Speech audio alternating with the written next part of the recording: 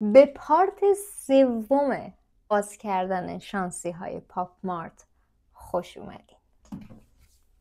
چه اتفاقی افتاد؟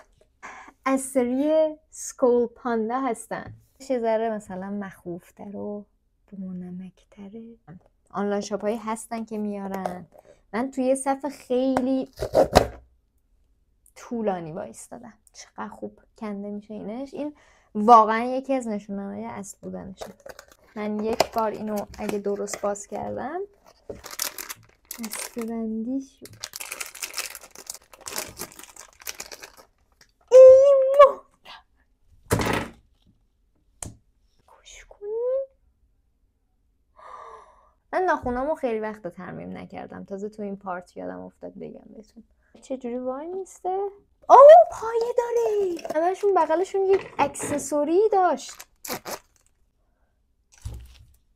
قربونش برم من. خدایی چرا میری لبوبو میخرین؟ بیاین با من تا پارت آخر و پارت بعدیمونم همراهمون باشید. دیگه واقعا این داستان رو تمومش میکنم. خدایو خوشگل.